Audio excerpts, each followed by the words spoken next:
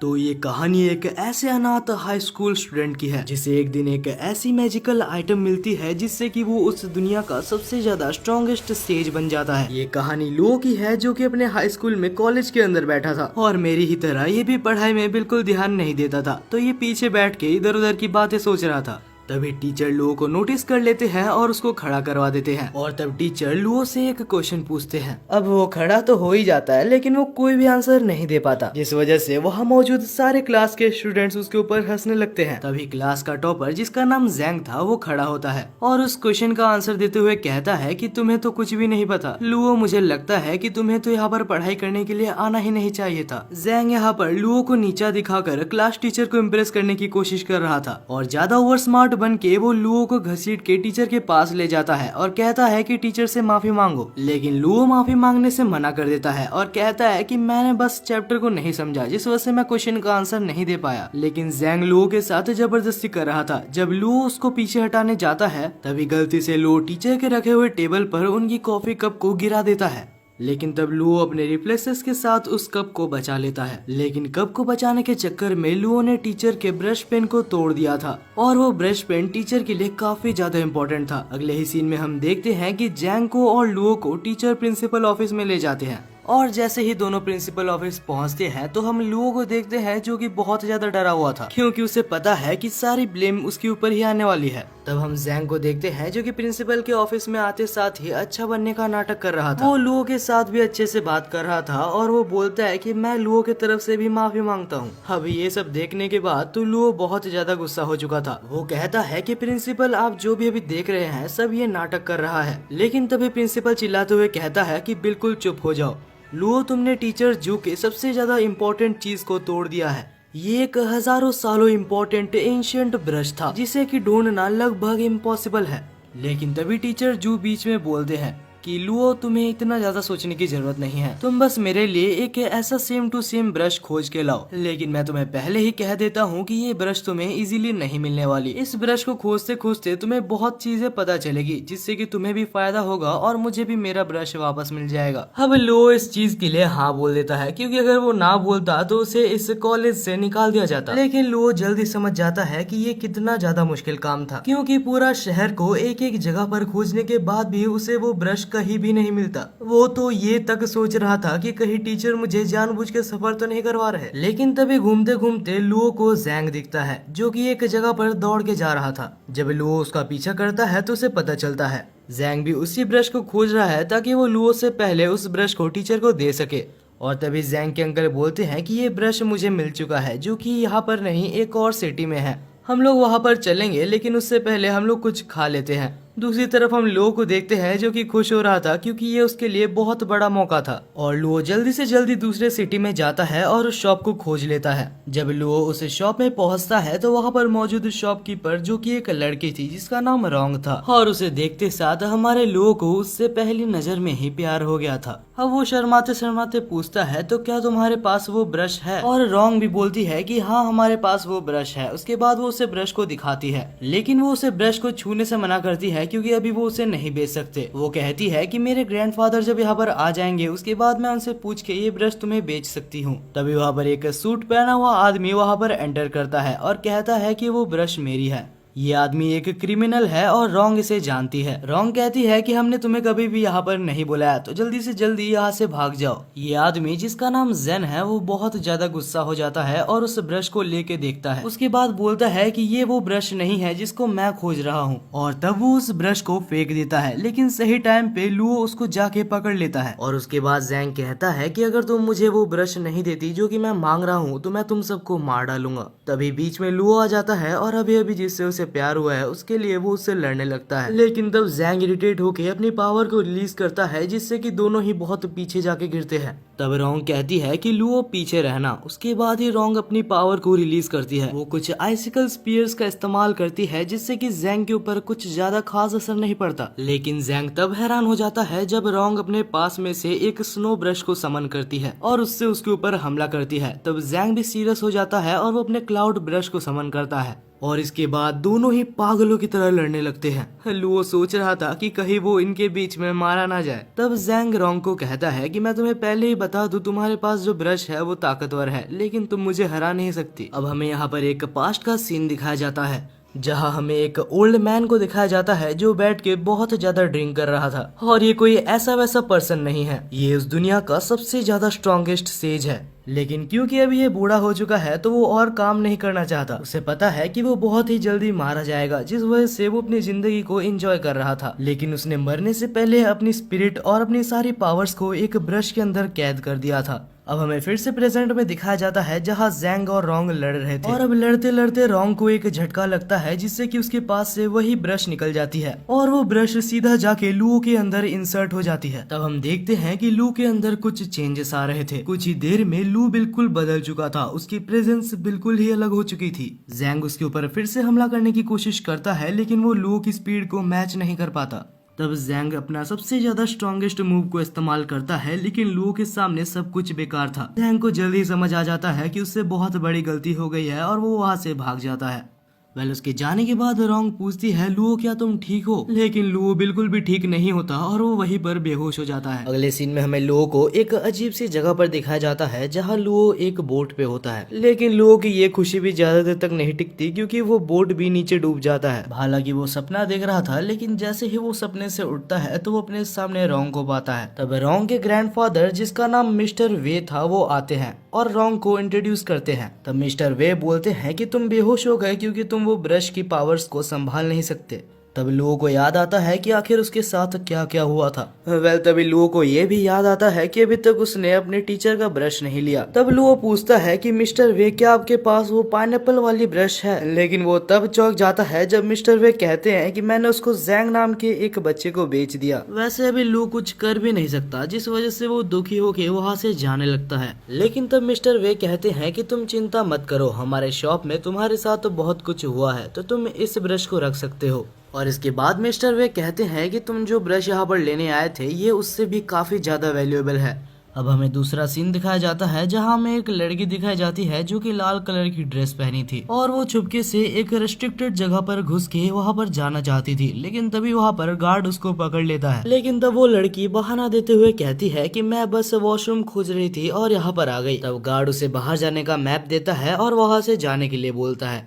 दूसरी तरफ हम लू को देखते हैं जो अभी भी दुखी दुखी चल रहा था क्योंकि उसे अभी तक वो पेन नहीं मिली थी जो कि उसे उसके टीचर ने लाने के लिए बोला था। मगर हाँ, उसके टीचर ने ये भी कहा था कि तुम भी कुछ अच्छा सीखोगे और मुझे भी मेरा ब्रश मिल जाएगा। तो मैंने कुछ नई चीजें तो जरूर सीखी है और ये पेन भी काफी अच्छा है। उम्मीद करता हूँ कि वो मुझे कॉलेज से ना निकाले। पहले अब लू जा रहा था मिस्टर जू के ऑफिस में वो पेन को देने के लिए और वो ये भी सोच रहा था कि वो अपने पेन को देते साथ ही एक इमोशनल स्टोरी को भी उसके साथ अटैच कर देगा ताकि टीचर जो उसको कुछ ना बोले और छोड़ दे। लेकिन तभी अचानक से लू के टीचर पीछे आ जाते हैं और आके पूछते हैं कि लू आखिर तुम यहाँ पर क्या कर रहे हो? लू तब कुछ समझ नहीं पाता और कह देता है कि मुझे आपकी पेन मिल गई है। टीचर तो खुश हो जाते हैं और उसको अपने केबिन के अंदर ले जाते हैं। जब लू अंदर जाता है तो वो काफी ज्यादा नर्वस होता है क्योंकि उसे पता है जो पेन उसे देनी थी वो पेन उसे मिली नहीं है। लेकिन अब लू कुछ कर भी नहीं सकता जिस वजह से वो पेन उसे देता है और वो पेन देने के बाद नहीं पता कैसे लू को उस पेन के बारे में सारी इन्फॉर्मेशन पहले से ही पता होती है। टीचर जैसे ही उस पेन को देखते हैं तो टीचर को पहले ही अंदाजा हो जाता है कि ये पेन बहुत ही ज्यादा कीमती है। ऊपर से जब लू उस पेन के बारे में उसे जितनी इन्फॉर्मेशन पता थी सारी इन्फॉर्मेशन टीचर को बताता है तो वो टीचर काफी ज्यादा खुश हो जाते हैं। यहाँ तक कि वो टीचर उस पेन को ट्राई कर भी देखते हैं।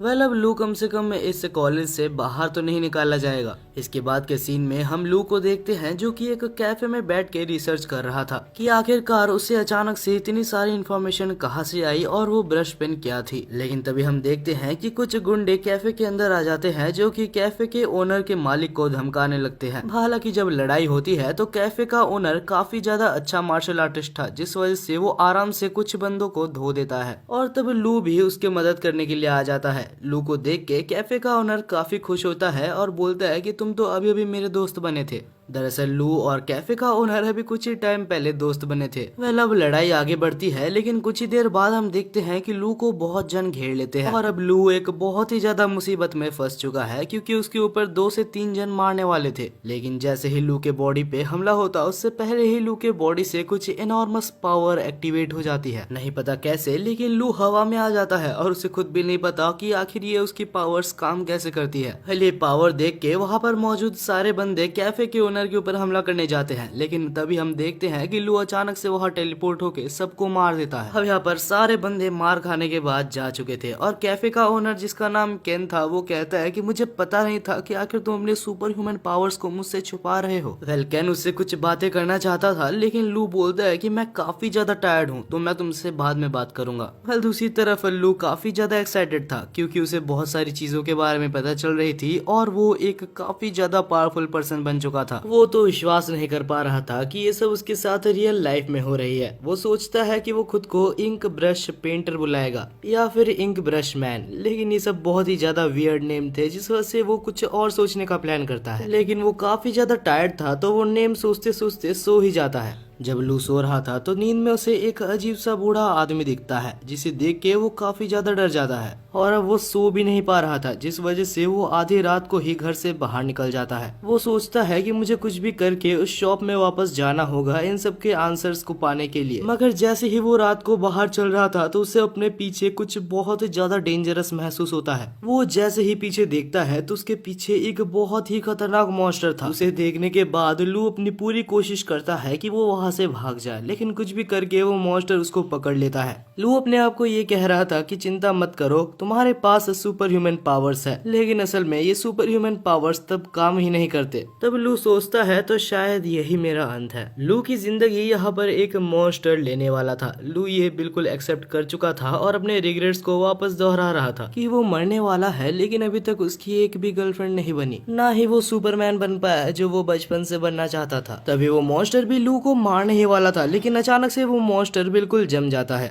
क्योंकि वहीं पर सही टाइम पे रोंग आ चुकी थी जो कि लू को बचा लेती है। तब रोंग लू को पूछती है कि आखिर हमने जो तुम्हें ब्रश दिया था वो क्या तुम्हारे पास है, लेकिन तब लू कहता है कि मैंने वो अपने टीचर को दे दिया। और ये सुन के रोंग काफी ज्यादा गुस्सा हो जाती है और उस गुस्से को मॉन्स्टर के ऊपर निकाल देती है। और रोंग इतनी ज्यादा ताकतवर है ये देख के लू उसके ऊपर फिर से फिदा हो जाता है। वेल अब ये सब हो जाने के बाद लू और रोंग फिर से उसी शॉप के अंदर जाते हैं और रोंग लू को इस बार अपने ग्रैंडफादर के पास ले जाकर बैठा देती है। तब हम देखते हैं कि रोंग के ग्रैंडफादर कहते हैं कि तुम्हारे ऊपर रात को जिस मॉन्स्टर ने हमला किया था उसे आखिर एक ब्रश पपेट कहा जाता है। वो कुछ ऐसे खतरनाक मॉन्स्टर्स होते हैं जो कि ब्रश पेन के द्वारा बनाए जाते हैं, और जो ब्रश पेन मैंने तुम्हें दिया था, अगर तुम्हारे पास वो ब्रश पेन होता तो तुम मॉन्स्टर से बच सकते थे, लेकिन तुमने उस ब्रश पेन को किसी और को दे दिया। मैं ठीक कह रहा हूँ ना? तब लू कहता है अरे हाँ आप बिल्कुल ही ठीक कह रहे हैं, वो ब्रश मैंने मेरे टीचर को दे दिया था। तब लू कहता है कि आप मेरे को बिल्कुल पहले से पूरी स्टोरी को बताइए, मुझे पता है आप मुझसे कुछ छुपा रहे हैं।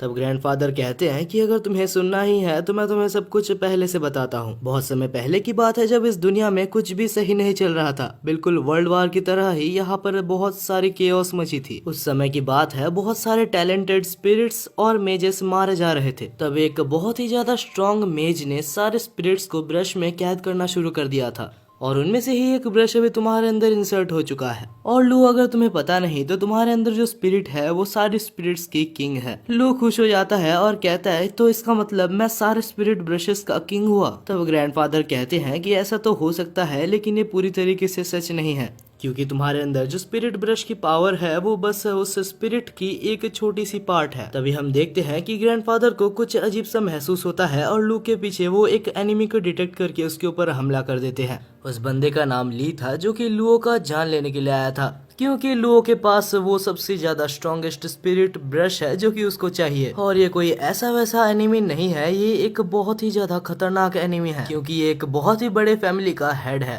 अब वो लुओ के ऊपर हमला करता उससे पहले ही रोंग उसके ऊपर हमला कर देती है, लेकिन ली उस अटैक को काफी आसानी से रोक लेता है और उल्टा रोंग के ऊपर एक बहुत ही खतरनाक हमला करता है। तब रोंग को बचाने के लिए सामने लू आ जाता है, लेकिन ग्रैंडपा सही टाइम पे उसको संभाल लेते हैं। और तब हम देखते हैं कि ली बहुत ज्यादा गुस्सा होके बहुत सारे अटैक्स एक बार में करने लगता है। लेकिन ग्रैंडफादर भी कोई कमजोर खिलाड़ी नहीं था। दूसरी तरफ हम लू को देखते हैं जो रोंग को पूछता है कि आखिर ये सब क्या चल रहा है। तब रोंग कहती है कि तुम्हारे अंदर जो ब्रश है वो टॉप 7 ब्रशेस में से काउंट होता है और ये बंदा उन 7 ब्रशेस को कलेक्ट करने का काम करता है जिनमें से एक ब्रश तुम्हारे अंदर है, तो वो तुमको मार के तुम्हारे अंदर से उस ब्रश को लेने के लिए आया है। दूसरी तरफ हम देखते हैं कि अभी तक ग्रैंडपा उससे लड़ रहे थे, लेकिन अभी उनकी तबीयत काफी ज्यादा अच्छी नहीं थी क्योंकि ग्रैंडफादर बूढ़े हो चुके हैं, तो वो उनसे काफी ज्यादा देर तक नहीं लड़ सकते, जिस वजह से रोंग लड़ने का फैसला करती है। तब वो लू को कहती है कि तुम यहाँ से जितना दूर हो सके उतना दूर भाग जाओ, क्योंकि अगर मैं नहीं लड़ पाई तो वो तुम्हें भी मार देगा। दूसरी तरफ हम ली को देखते हैं जो कि ग्रैंडफादर को मारने ही वाला होता है, लेकिन तभी लू अपनी पावर को एक्टिवेट करके एक प्रोटेक्शन बैरियर से उनको बचा लेता है। ग्रैंडफादर कहते हैं कि लू तुम भाग जाओ क्योंकि तुम इसके सामने नहीं जीत सकते। तब लू कहता है कि मैं इस फाइट में उतर चुका हूँ और अब मैं भाग नहीं सकता,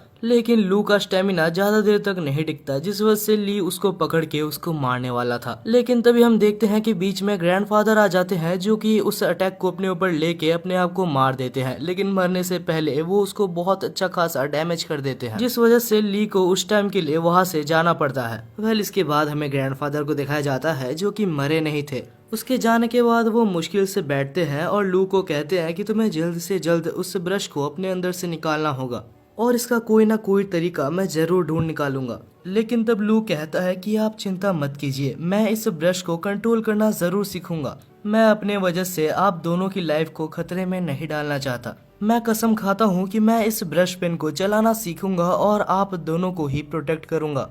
तब ग्रैंडफादर कहते हैं कि अगर तुम यही चाहते हो लू तो यही सही। इस ब्रश पेन को चलाना मुश्किल जरूर है, लेकिन मैं तुम्हें ट्रेन जरूर करूंगा, लेकिन उससे पहले मैं थोड़ा रेस्ट कर लूं ताकि मेरा ये जख्म ठीक हो सके। तब रोंग कहती है कि आप चिंता मत कीजिए, जब तक आप रिकवर नहीं होते तब तक रोंग को ट्रेनिंग देने की जिम्मेदारी मेरी हुई। वेल इतना कुछ होने के बाद भी हमारा नल्ला मेन कैरेक्टर अभी खुश हो रहा था क्योंकि रोंग उसको ट्रेनिंग देने वाली है। अब दूसरी सीन में हमें रोंग को और लू को दिखाया जाता है जो कि स्कूल में थे और सब लू को बहुत ज्यादा टेंशन दे रहे थे, और भला क्यों ना दे क्योंकि उसके साइड में ही रोंग भी उसके साथ ही चल रही थी।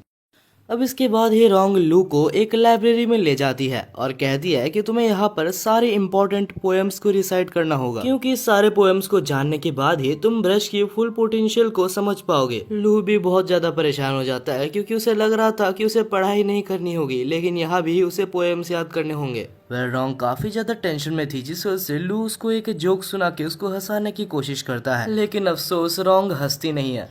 और तभी वहाँ पर जैंग आ जाता है जो आकर लू की फिर से बेइज्जती करने लगता है। वो कहता है कि अगर तुम्हें बस मजबूरी में ही लू के साथ रहना है तो तुम उसे छोड़ सकती हो, और अगर तुम्हें पोएम्स ही चाहिए तो मेरे को सारे पोएम्स याद है। ये सब सुन के लू बहुत ज्यादा परेशान हो गया था और इतना गुस्से में था कि उसे कुछ भी समझ नहीं आ रहा था। तब जैंग अपने आप को रोंग से इंट्रोड्यूस करता है और कहता है कि लू एक बहुत ज्यादा बेकार स्टूडेंट है। वो इतना ज्यादा घटिया है कि कुछ दिन पहले उसने कुछ ऐसा काम किया था जिससे कि वो कॉलेज से निकाल दिया जाता। तब लू को लगता है कि ये सब सुनने के बाद रोंग उसकी हेल्प नहीं करेगी या ही उसके साथ रहेगी, लेकिन भाई वो कहते हैं ना कि मेरी वाली अलग है। बस वैसे ही रोंग यहाँ पर उल्टा जैंग को ही रोस्ट कर देती है। वो कहती है कि तुम बस अपने आप को अच्छा दिखाने की कोशिश कर रहे हो, भले ही तुम एक नालायक हो। और ये सुनने के बाद वहाँ पर मौजूद सारे स्टूडेंट्स उसके ऊपर हंसने लगते हैं, लेकिन इस जैंग गधे को अभी तक समझ नहीं आया। उसे लग रहा है कि वो बस जबरदस्ती लू के साथ है और उसे लग रहा है कि वो लू से रोंग को छीन लेगा।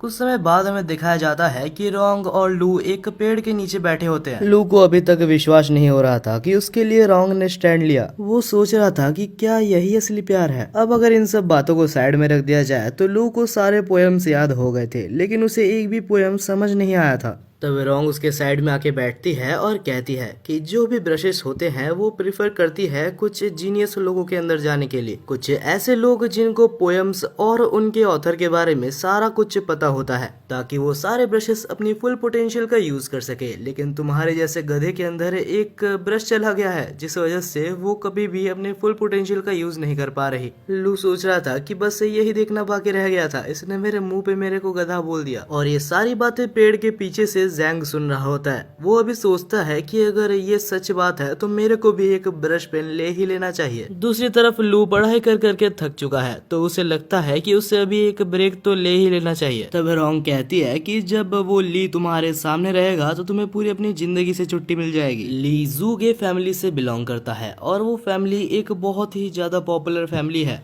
जो कि अभी तुम्हारे पीछे पड़ा है और उस फैमिली से कोई भी लड़ना नहीं चाहता। तो तुम्हें जल्दी से जल्दी तुम्हारे अंदर मौजूद ब्रश पेन के बारे में जानना होगा। जितना जल्दी तुम जानोगे उतने ही अच्छे से तुम उसे यूज कर पाओगे।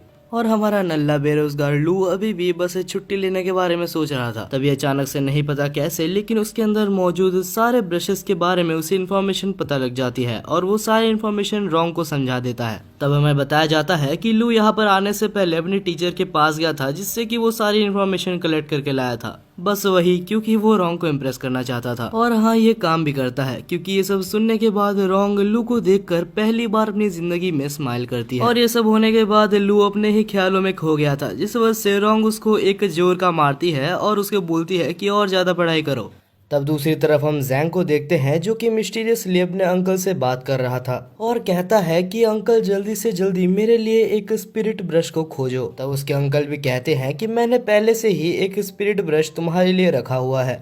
उसी रात दूसरे जगह पर हमें दिखाया जाता है रोंग और लू को जो कि एक साथ कहीं पर जा रहे थे। क्योंकि लू के साइड में रोंग भी थी तो लू को काफी ज्यादा अटेंशन मिल रहा था। लू कहता है कि रोंग अगर तुम चाहो तो तुम अपने घर जा सकती हो, लेकिन तब रोंग कहती है कि नहीं, मैं तुम्हारे साथ ही रहूंगी। और ये सुन के वहाँ पर मौजूद सारे लोग बहुत ज्यादा हैरान हो जाते हैं। तब लू कहता है तो ठीक है लेकिन यहाँ पर नहीं, तुम मेरे साथ कहीं और चलो। और इसके बाद ही हम लू को देखते हैं जो कि रोंग को लेके वही इंटरनेट कैफे में ले जाता है। हाँ, वही इंटरनेट कैफे जहाँ पर लू कुछ दिन पहले आया हुआ था। लू के नए दोस्त को पहले लू समझाता है कि हाँ, रोंग मेरे एक पार्टनर है, ना ही मेरी गर्लफ्रेंड। तब कैफे का ओनर लू और रोंग को एक जगह दे देते हैं बैठने के लिए। और रोंग उस इंटरनेट कैफे यानी कि वो कंप्यूटर इंटरनेट को देख के काफी ज्यादा हैरान थी। वो कहती है कि मैं बचपन से ही एक स्पिरिट ब्रश को कंट्रोल करना सीखती हूँ और इसका एक मतलब ये भी है कि बचपन से ही मैं कभी भी बाहर की दुनिया को ज्यादा एक्सप्लोर नहीं कर पाई, तो ये सारी चीज मेरे लिए बिल्कुल ही नहीं है।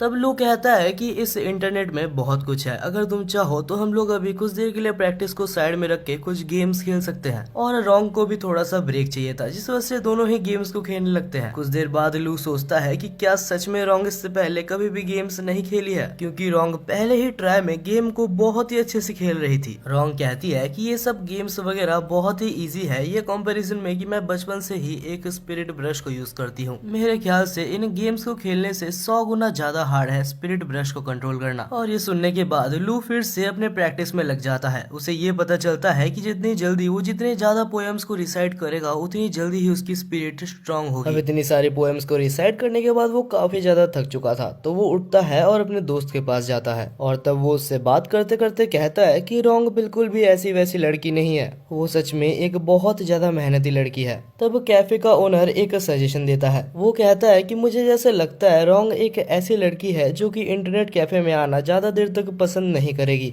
तो लू तुम्हें जल्दी से जल्दी कुछ ऐसे जगह देख के रखना चाहिए जहाँ तुम रोंग को ले जा सको, वरना मुझे नहीं लगता कि तुम्हारा रिलेशनशिप ज्यादा दिनों तक चलेगा। लू कहता है कि हाँ, तुमने सही कहा और इस बारे में मैं सोचूंगा। इसके बाद लू रोंग के पास जाता है और उसे सोते हुए कुछ देर तक देखता है। और अब लू को कुछ काम से बाहर जाना था लेकिन वो रोंग के ऊपर बोझ नहीं बनना चाहता। तब लू अपने टीचर को कॉल करता है और कहता है कि क्या आप मेरे को वो ब्रश कुछ देर के लिए उधार दे सकते हैं जो कि मैंने आपको दिया था। लेकिन तब टीचर कहते हैं अच्छा वो ब्रश तो मैंने जैंग को दे दिया क्योंकि उसके अंकल मुझे वो ब्रश मांग रहे थे। ये सुनने के बाद ही वो बहुत ज्यादा टेंशन में आ जाता है और उस ब्रश को लेने के लिए बाहर भागता है। वो अंधेरी रात में भागे ही जा रहा था तभी अचानक से वो नीचे गिर जाता है। जब वो देखता है कि आखिर उसके सामने कौन आया तो वो देखता है कि वो जैंग के अंकल थे जो कि नीचे गिरे हुए थे। उसे देख के लू को कुछ भी समझ नहीं आता तो वो इमरजेंसी नंबर में कॉल लगाने लगता है। लेकिन तभी उसे अचानक से उसके पीछे से कुछ आवाज आने लगती है तो वो चुपके से उधर अंदर देखने की कोशिश करता है। और जैसे ही वो अंदर देखता है तो वो देखता है कि वहाँ पर अंदर जैंग बैठा हुआ था जहाँ पर एक लेडी भी थी जो कि सच में काफी ज्यादा पावरफुल लग रही थी।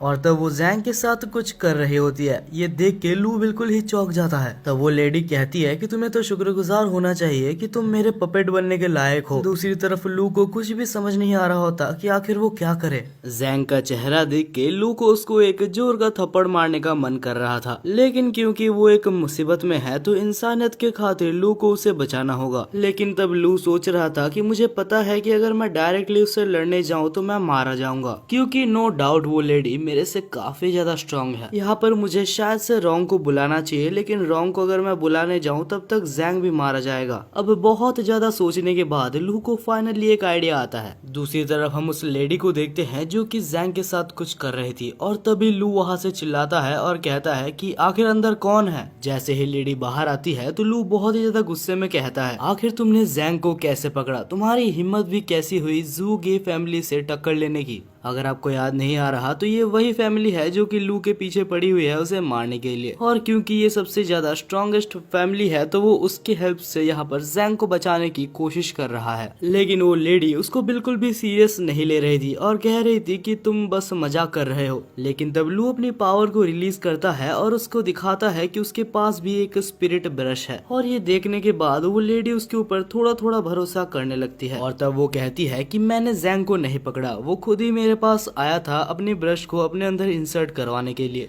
लेकिन यहाँ पर लू कुछ ज्यादा ही ओवर एक्टिंग करते हुए कहता है कि मुझे ये सब नहीं सुनना, तुम जैंग को वापस दे दो, वरना मुझे मिस्टर ली को बुलाने में टाइम नहीं लगेगा और मैं तुम्हें जान से मार दूंगा। लेकिन ज्यादा टाइम नहीं लगता उस लेडी को पता लगाने में कि लू बस एक एक्टिंग कर रहा है, और तब वो अपनी पावर को रिलीज करती है और कहती है कि तुम जैसे छोटे चूहों को मैं हर रोज खाती हूँ। वो लेडी ने उसके ऊपर हमला कर दिया था जहाँ लू भागने की कोशिश करता है लेकिन भाग नहीं पाता। तब उस लेडी ने अपनी आर्ट की मदद से उसको पकड़ लिया था और कहती है कि तुम इससे बच नहीं सकते। लू को उस अटैक से काफी ज्यादा दर्द हो रहा था। उस अटैक ने ना ही सिर्फ लू के बॉडी में, यहाँ तक कि लू के गले में भी उसने जहर भर दिया था।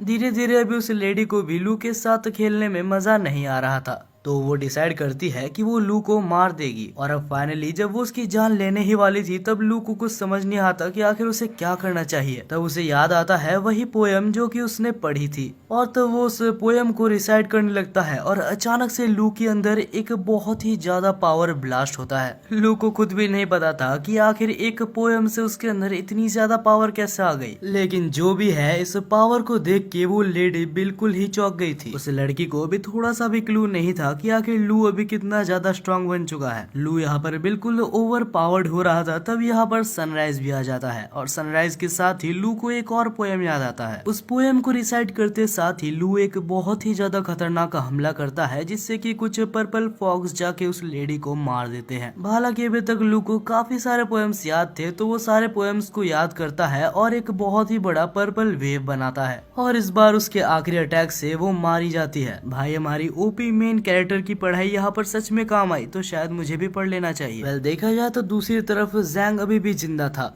ये एक अच्छी बात भी है और शायद एक बुरी बात भी है। अब लू उसको पकड़ता है और रोंग के पास ले जाता है। जैंग यहाँ पर बिल्कुल ही एक ज़ॉम्बी की तरह बन चुका था।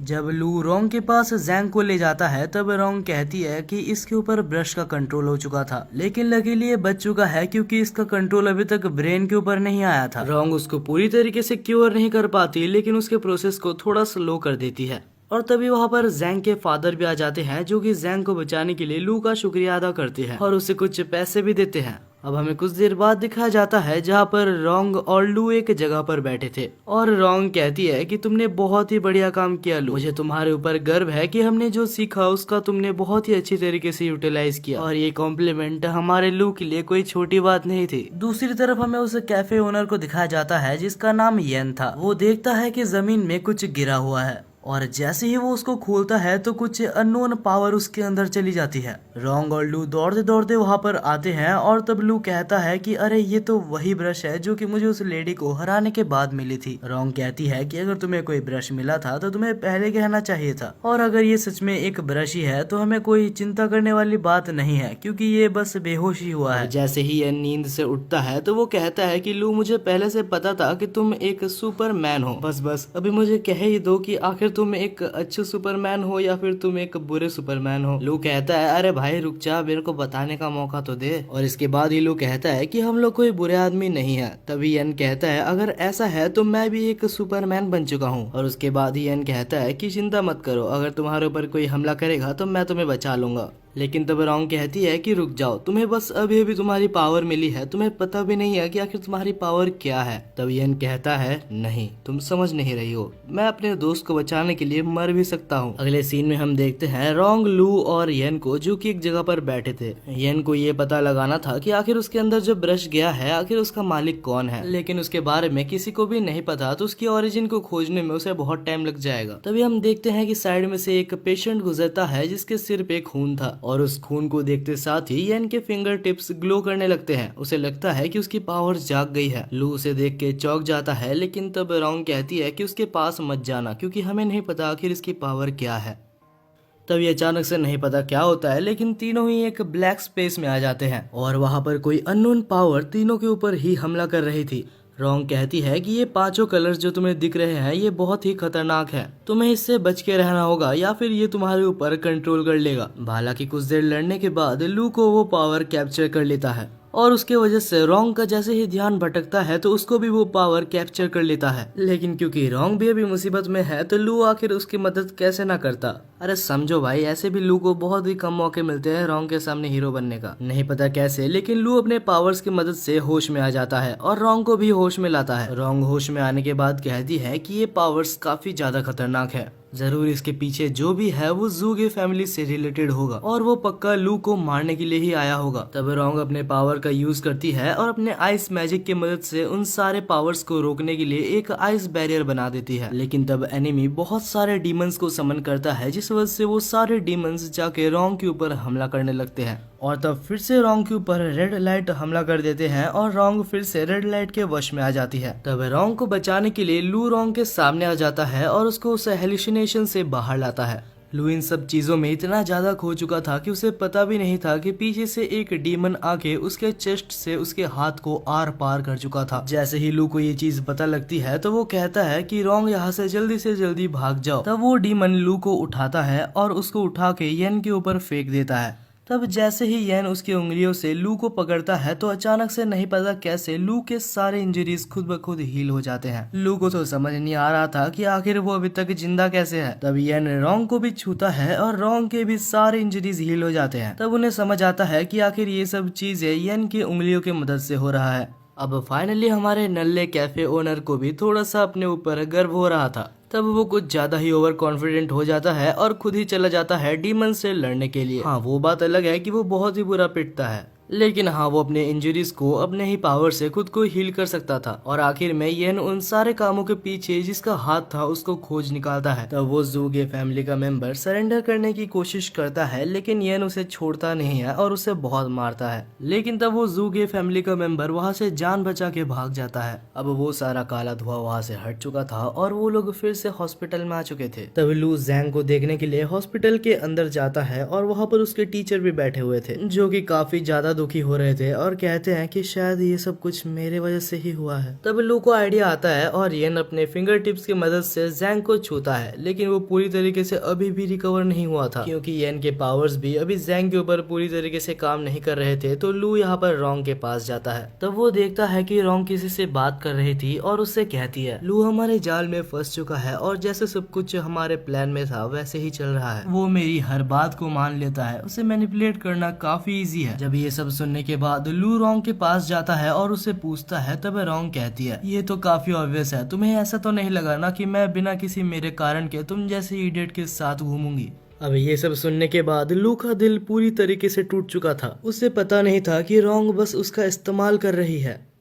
अगले सीन में हमें रोंग और रोंग के ग्रैंडफादर को दिखाया जाता है। हमें बताया जाता है कि पहले से ही रोंग के ग्रैंडफादर का यही प्लान था कि वो लू के मदद से बाकी सारे ब्रशेस को खोजेंगे। अब ये सब सोच के जब लू बाहर चल रहा होता है तभी उसको वही रेड ड्रेस पहनने वाली लड़की दिखती है। ये वही लड़की है, अगर आप याद करोगे तो पहले ये बिल्कुल ही इलीगल तरीके से एक टेम्पल पे घुसना चाहती थी। वो यहाँ पर आके लू को मैनिपुलेट करने की कोशिश कर रही थी। वो कहती है कि तुम मेरे साथ चलो, उस रोंग ने तुमको धोखा दे दिया लेकिन मैं तुम्हें धोखा नहीं दूंगी। अगर तुम चाहो तो मेरे साथ मिलके रोंग और उसके ग्रैंडफादर से पहले 7 कोलोसल ब्रश को खोज सकते हो। लेकिन वो बोलते हैं ना कि एक बार धोखा खाने के बाद बार बार धोखा नहीं खाते। तब लू कहता है कि नहीं, कोई जरूरत नहीं है, मैं ऐसे ही ठीक हूँ। लेकिन तब वो रेड ड्रेस वाली लड़की लू को जबरदस्ती उसके साथ खींच के ले जाती है। यहाँ पर लू चाहता तो ना बोल सकता था, लेकिन लू की मस्ती तो देखो। और इसी मस्ती के चक्कर में वो फिर से मैनिपुलेट हो जाता है और हमें पता ही है कि ये लाल ड्रेस वाली लड़की कोई अच्छी लड़की नहीं है। तब वो रेड ड्रेस वाली लड़की लू को कोने में ले जाती है और फ्लर्ट करने के बहाने उसको बेहोश कर देती है। और उसके बाद वो लड़की लू को कार में भर के वहाँ से चली जाती है। दूसरी तरफ हम रोंग और येन को देखते हैं जो कि लू को खोज रहे थे, लेकिन लू का तो कोई अता पता ही नहीं था।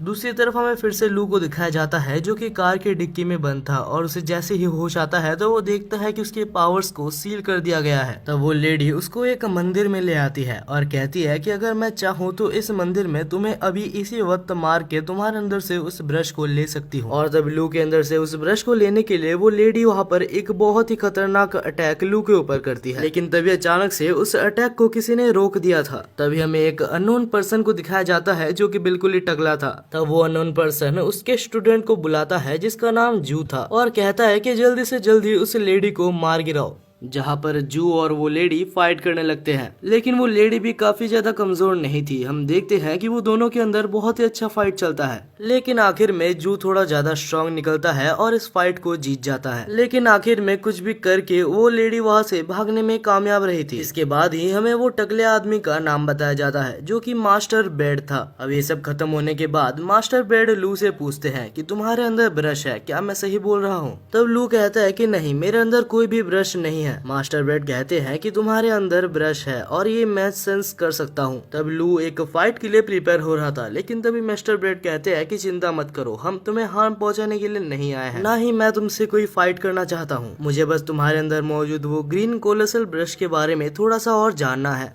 तब मास्टर बेड लू को एक पुरानी कहानी के बारे में बताते हैं। बहुत सालों पहले की बात है, मैं और रोंग के फादर बहुत ही अच्छे दोस्त हुआ करते थे, लेकिन कुछ कारणों की वजह से रोंग के फादर वहाँ से डिसअपीयर हो गए और आज तक उनका कोई भी अता पता नहीं है। तुम्हारी हेल्प से मैं बस इतना जानना चाहता हूँ कि रोंग के फादर अभी कहाँ हैं और कैसे हैं। तभी अचानक से मिस्टर बेडी को किसी की प्रेजेंस महसूस होती है और वो कोई और नहीं येन था। इसको देखने के बाद लू सबको शांत करवाता है और कहता है कि येन मेरा दोस्त है। लू जब मुसीबत में था तो उसने येन को कॉल किया था, जिस वजह से येन यहाँ पर आ गया था। लेकिन तभी मिस्टर बेडे और बाकी सभी को फिर से एक जन के आने की प्रेजेंस महसूस होती है और ये प्रेजेंस काफी ज्यादा स्ट्रॉन्ग थी। तब मास्टर बेडे अपने मैजिक की मदद से सबको डिसअपीयर कर देते हैं। तब हम देखते हैं कि वहाँ पर एक पर्सन आया था जिसका नाम किंग था और वो वहाँ पर एक पर्सन को लेके आया था जिसके अंदर से उसको ब्रश निकालना था। दरअसल ये जगह या फिर ये टेम्पल एक ऐसा टेम्पल है जहाँ किसी भी पर्सन के अंदर से ब्रश को निकाला जा सकता है। इसके बाद ही किंग उस ब्रश को उस बॉडी के अंदर से निकालने का प्रोसेस चालू करता है। धीरे धीरे उस पर्सन के अंदर से सारी स्पिरिट निकल के एक ब्रश का फॉर्म ले रही थी और जब उसका ब्रश निकालने का काम हो जाता है तो उसके बाद किंग एक चाकू लाता है जिससे कि वो उस पर्सन को मारने वाला था। लेकिन तभी हम देखते हैं कि लू, येन और बाकी सारे लोग मिस्टर बेडी को छोड़ के सारे लोग उधर से निकल आते हैं, क्योंकि उनसे ये चीज नहीं देखा जाता कि उनके सामने ही एक पर्सन की मौत हो रही है। क्योंकि सब लोग निकल ही चुके थे तो मिस्टर बेडी को भी वहाँ से निकलना ही होता है। तब किंग लू को देख के बहुत ज्यादा खुश हो जाता है, क्योंकि उसे पता लग चुका था कि लू के अंदर भी 7 कोलोसल ब्रशेस में से एक ब्रश मौजूद है और जो पर्सन से वो ब्रश को अभी एक्सट्रैक्ट किया वो पर्सन के अंदर भी एक 7 कोलोसल ब्रशेस में से एक ब्रश मौजूद था। तब जैसे ही किंग लू के ऊपर हमला करता है तो लू अपनी पावर को समन करने की कोशिश करता है, लेकिन नहीं कर पाता। वो तो अच्छा हुआ कि जू ने सही टाइम पे लू को बचा लिया था। ये देख के मास्टर बेडे कहते हैं कि लू तुम पीछे रहो, क्योंकि तुम्हें अभी तक पूरी तरीके से ब्रश को यूज करना शायद नहीं आया है। दूसरी तरफ जू अभी भी किंग से लड़ रहा होता है। जू बहुत ही अच्छा टक्कर किंग को दे रहा था। वेल उसे कोई मैजिक यूज करना तो नहीं आता, वो हैंड टू हैंड कॉम्बैट में ही किंग को बहुत ही अच्छा टक्कर दे रहा था। लेकिन कुछ देर बाद ही किंग काफी ज्यादा गुस्सा हो जाता है और अपने मैजिक की मदद से अपना सबसे ज्यादा स्ट्रॉन्गेस्ट हमले को प्रिपेयर करता है और उसके बाद कहता है कि इस पॉइंट पे तुम कुछ भी कर लो तुम बच नहीं सकते, तुम सब मारे जाओगे। दूसरी तरफ हम मास्टर बैडी को देखते हैं जिसे सब कुछ समझ आ गया था और वो वहाँ पर एक बैरियर बनाता है, लेकिन इस बैरियर को भी किंग बहुत ही आराम से तोड़ देता है और एक और बहुत ही ज्यादा खतरनाक हमला करता है, लेकिन जू सामने आके खुद को सेक्रीफाइस करके सबको बचा लेता है। अब इस पॉइंट पे किंग काफी ज्यादा ही पावरफुल हो गया था। वो आराम से मास्टर बैडी से लू और येन को छुड़ा के अपने पास ले लेता है, लेकिन तब किंग का ध्यान उस पर्सन की तरफ जाता है जिससे कि वो ब्रश को एक्सट्रैक्ट कर रहा था। अभी किंग को उसके ऊपर पूरा फोकस लगाना होगा, नहीं तो ब्रश एक्सट्रैक्ट वो नहीं कर पाएगा। तब वो लू और येन को साइड में रख के ब्रश को पूरी तरीके से एक्सट्रैक्ट करता है। दूसरी तरफ येन और लू काफी ज्यादा मुसीबत में थे, उन्हें नहीं पता था कि आखिर वो लोग वहां से कैसे निकलेंगे। तब हम देखते हैं कि किंग फिर से जब लू और येन को पकड़ने आता है तब येन अपने हाथों की मदद से उस पावर्स की मदद से किंग को छू देता है। जैसे ही येन किंग को छूता है तो किंग के पास जो ब्रश था वो फिर से उस पर्सन के अंदर चला जाता है। तब हम देखते हैं कि लू को पता चलता है कि येन के पास दो पावर्स है, एक पावर हील करने की और एक पावर पास्ट में जाने की। तब हम देखते हैं कि किंग उन दोनों को फिर से अपने कब्जे में करने के लिए एक और बहुत ही ज्यादा खतरनाक हमले को प्रिपेयर कर रहा था, लेकिन तब किंग का हमला मिस हो जाता है और वो हमला सीधा जाके ब्रश पेन पे लगता है और वो ब्रश पेन जाके सीधा फिर से लू के अंदर चला जाता है।